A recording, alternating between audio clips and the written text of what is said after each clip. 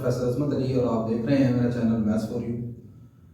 आपको numerical analysis की class में वेलकम। न्यूमेरिकल एनालिसिस में आज हम एक new chapter solution of system of linear equations जो है इसके ऊपर डिस्कशन करेंगे। इससे पहले हमने चैप्टर नंबर 1 में solution of non linear equation जो है उसके ऊपर डिस्कशन की थी।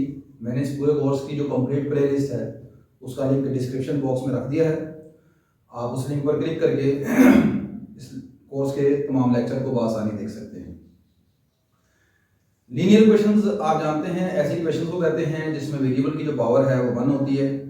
और सिस्टम ऑफ लीनियर इक्वेशन का मतलब ये है कि दो या दो से ज़्यादा लीनियर इक्वेशन जो हैं वो मिलकर एक सिस्टम को जनरेट करती हैं। मिसाल के तौर पर आपने लिखा 3x + 4y = 8। आपने लिखा 4x + 9y = 10।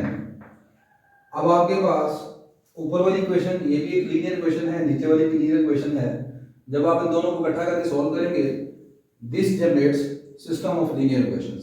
इसी तरह अगर आप यहाँ पर 3 वेरिएबल्स हैं और नीचे आप एक और इक्वेशन लिख देते हैं तो वो 3 वेरिएबल्स में एक सिस्टम ऑफ लीनियर इक्वेशन को जनरेट करेगा। Linear system of linear equation को सॉल्व करने के आपने दो मेथड ऑलरेडी ही अपनी प्रीवियस क्लासेस में पढ़े हैं। That is called Gauss elimination method and Gauss Jordan method. इस चैप्टर में यहाँ पर हम कुछ नए मेथड जो है उनके ऊपर डिस्कशन करेंगे जो कि सिस्टम ऑफ लीनियर इक्वेशन को सॉल्व करने में इस्तेमाल किए जाते हैं। तो यहाँ पर हम दो तरह के मेथड पढ़ेंगे सिस्टम ऑफ लीनियर इक्वेशन को सॉल्व करने के लिए। First method is called direct method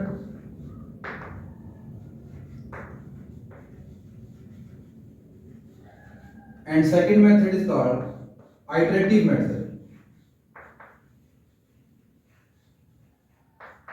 Iterative method.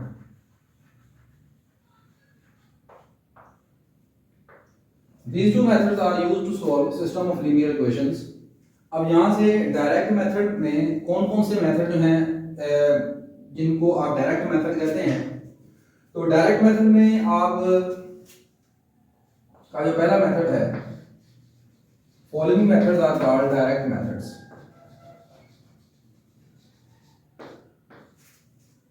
First is Gauss elimination method. Gauss elimination method.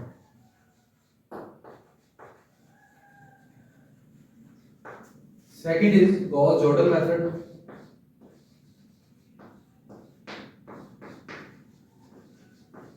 Gauss-Jordan method. And third method that is called direct method is called. This is the new method to solve system of linear equations. The third method is called LU decomposition method. LU decomposition method.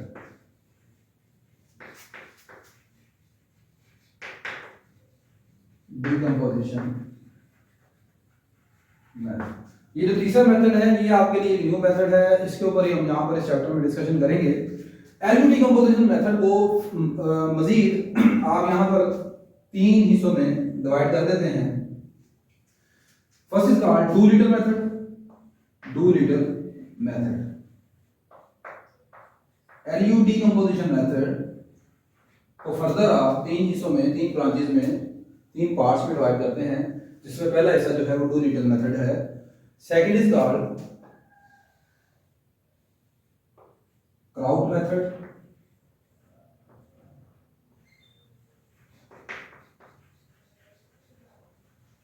And third one is called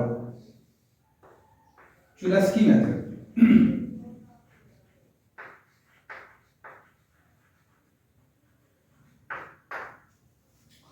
So there are the 3 basic methods that we will use to find the solution of the system of linear equations. The first is called Gauss elimination method, second is Gauss-Jordan method, and third is LU decomposition method. LU decomposition method further divided into 3 parts. One of them is Doolittle method, second is the Kraut method, and third is the Cholesky method. ठीक है, अब हम यहाँ पर बारी बारी देखते हैं कि ये डूलिटल मेथड क्या है, क्राउड मेथड क्या है और चेलेस्की मेथड क्या है। इनमें से जो पहले दो मेथड हैं आपके पास, जो कि गॉस एलिमिनेशन और गॉस ऑर्डर मेथड है, ये चूंकि आप अपनी प्रीवियस क्लासेस में पढ़ चुके हैं, मैं यहाँ पर उनको डिस्कस नहीं करूंगा, ठीक है। हाँ, उसके फिर भी अगर आपसे क्वेश्चन ना आए हो तो आप मुझे कमेंट्स करके मैसेज करके बता सकते हैं, फिर इंशाल्लाह हम उसके ऊपर डिस्कशन कर लेंगे। अच्छा जी, तो मैंने बताया कि सिस्टम ऑफ लीनियर इक्वेशन को इनिशियली सॉल्व करने के लिए दो मेथड थे हमारे पास। डायरेक्ट मेथड, तो डायरेक्ट मेथड में ये आपके पास मेथड्स हैं जिनको हम डायरेक्ट मेथड कहते हैं। आइटरेटिव मेथड हम बाद में डिस्कस करेंगे, उनको यहाँ पर मैं डिस्कस नहीं कर रहा, ठीक है। अब मैं आ रहा हूँ कि डूलिटल मेथड जो है ये क्या चीज है, चुलेस्की मेथड क्या है और क्राउड मेथड क्या है। देखें जी, यहाँ पर जो वर्ड डीकंपोजिशन है, decomposition mean factorising, decomposition decompose कर देना, फैक्टराइज कर देना। एक्चुअली आप करेंगे इस तरह कि आपके पास आप इसी स्क्वायर मैट्रिक्स ए को लिख सकते हैं as a product of two matrices, one of them is a lower triangular and other is called upper triangular.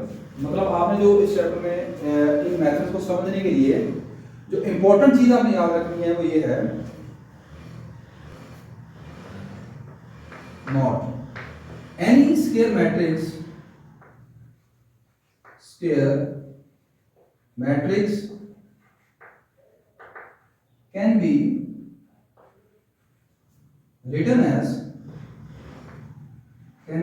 written as product of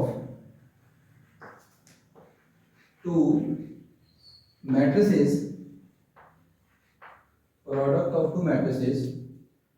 first is lower triangular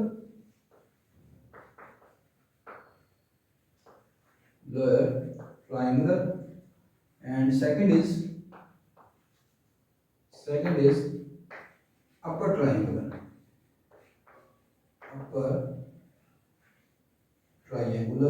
matrix. तो L decomposition का मतलब ये है कि आपके पास जो मैट्रिक्स ए है, जो स्क्वायर मैट्रिक्स ए है, आप उसको एज अ प्रोडक्ट के तौर पर लिखेंगे lower triangular and upper triangular matrix. अब हम देखते हैं कि ये एल यू डीकंपोजिशन मेथड है क्या चीज है, ठीक है। Suppose we have system of linear equations,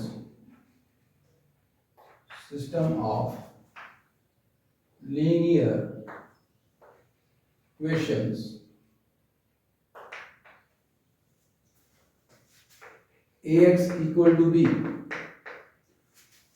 आप जानते हैं कि जब आप किसी सिस्टम ऑफ लीनियर इक्वेशन को डील करते हैं तो आप उसमें एक स्क्वायर मैट्रिक्स ए बनाते हैं जो कि आपका मैट्रिक्स होता है कोफिशिएंट्स का। एक्स मैट्रिक्स जो होता है वो आपका होता है जी मैट्रिक्स ऑफ अननोन्स, और उसके इक्वल के दूसरी तरफ जो बी मैट्रिक्स है that is matrix of constant.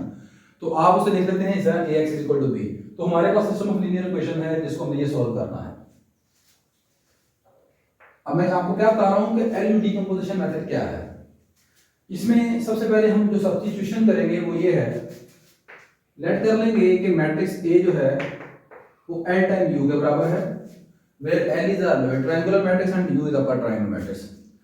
Lower triangular matrix कौन सा मैट्रिक्स था? ऐसा मैट्रिक्स जिसके डायगोनल के ऊपर तमाम एलिमेंट जीरो हैं उसे लोअर ट्रायंगुलर कहते हैं, और ऐसा स्क्वायर मैट्रिक्स जिसके मेन डायगोनल के नीचे वाले तमाम जीरो हैं उसे अपर ट्रायंगुलर मैट्रिक्स कहते हैं। ये उल्टा होता है, आप जानते हैं। अगर डायगोनल के ऊपर वाले तमाम जीरो हों, ठीक है, तो उसे आप लोअर ट्रायंगुलर कहते हैं, और अगर डायगोनल के नीचे वाले तमाम एलिमेंट जीरो हों तो उसे आप अपर ट्रायंगुलर मैट्रिक्स कहते हैं। तो सबसे पहली सिचुएशन है कि ए को आपने बराबर लिख दिया एल टाइम यू के, इसे हम क्वेश्चन नंबर 2 कह देते हैं। इस क्वेश्चन नंबर 2 को क्वेश्चन नंबर 1 में जब हम पुट करेंगे बाय सब्स्टिट्यूटिंग क्वेश्चन 2 इन क्वेश्चन नंबर 1 वही है। हमारा टारगेट क्या है मालूम करना। सिस्टम ऑफ लीनियर इक्वेशन में जब हम सॉल्व करते हैं तो सबसे जो चीज हमने मालूम करनी है तो क्या है, आपका matrix x matrix is matrix of unknowns, ये हमारा टारगेट होगा मालूम करना। तो इसको जब आप यहां पे पुट करेंगे तो ये आपके पास आ जाएगा L U X equal to matrix B, इसे आप क्वेश्चन नंबर 3 कह देते हैं।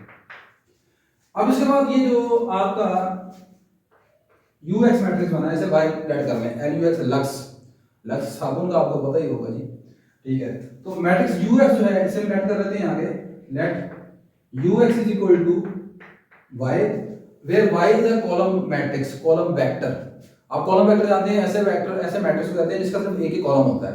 तो यू एक्स जो है हम इसे वाई के इक्वल लेट कर लेंगे, ठीक है। और वाई क्या होगा, वाई एक मैट्रिक्स है वेयर y is a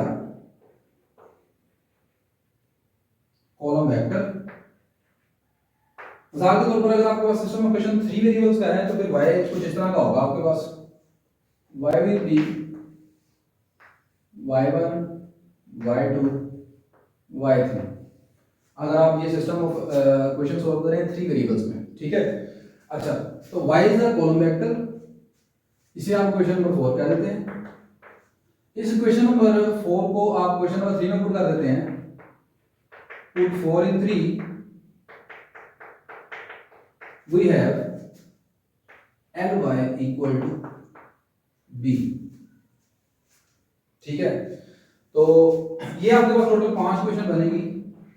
अच्छा बेटा, मैं यहाँ पर आपको बता रहा था कि अगर ये यहाँ पर आप ये ly equal to b है, l आपका लोअर ट्रायंगुलर मैट्रिक्स है, b कांस्टेंट मैट्रिक्स है, आपको ये दोनों मैट्रिक्स मालूम होंगे, y मैट्रिक्स आप यहाँ से निकाल लेंगे, जब हम क्वेश्चन करेंगे फिर वहां पर हम इंशाल्लाह डिटेल से बात करेंगे, ठीक है।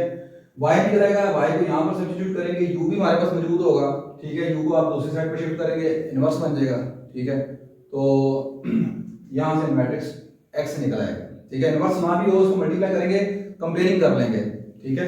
अच्छा, अब यहाँ पर ये तो हो गया एलयू डीकंपोजिशन मेथड। अब ये एलयू डीकंपोजिशन मेथड का ये सारा प्रोसीजर होता है।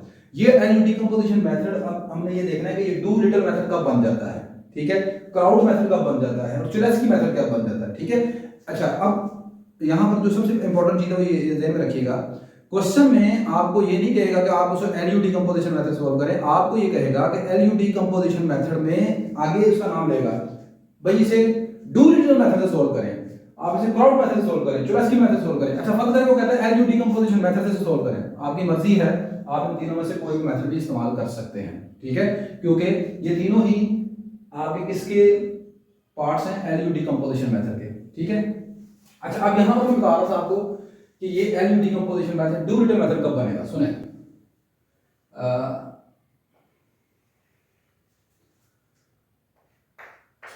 LU decomposition method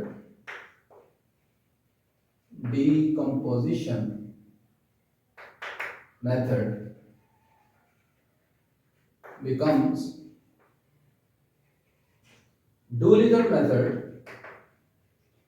Doolittle method if all the elements in the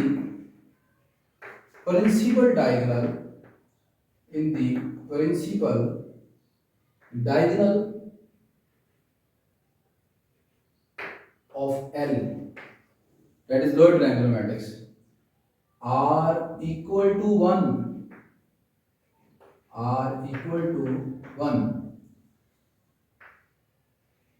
क्या लिखा मैंने, आपके पास ये जो एलयू डीकंपोजिशन मेथड है ये डू लिटिल मेथड बन जाएगा अगर इसमें जो लोअर ट्रायंगुलर मैट्रिक्स एल हम लेट करेंगे, अगर उसके तमाम मेन डायगोनल एलिमेंट्स को आप 1 के इक्वल रख लें, ठीक है, देन ये जो एलयू डीकंपोजिशन मेथड होगा इसे डू लिटिल मेथड कहते हैं।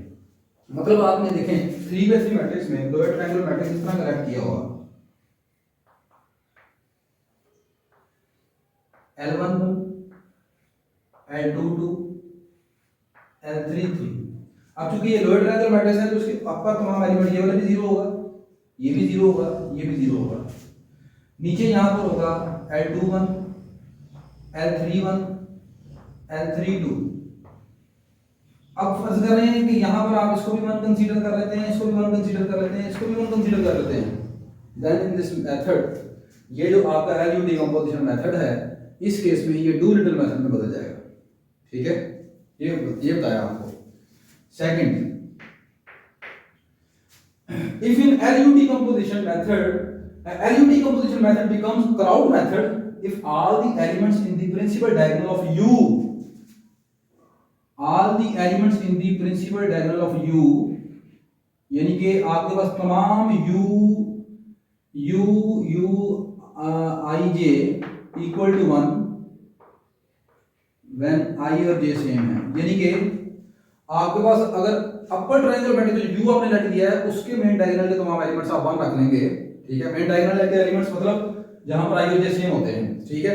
तो अगर आपने यहां पर ये जो तमाम अपर ट्रायंगल के मैट्रिक्स में मेन डायगोनल के एलिमेंट्स 1 हैं, तो फिर ऐसी सूरत में जो आपका एलयू डीकंपोजिशन मेथड है इसे आप कहते हैं जी ये क्राउड मेथड बन जाता है।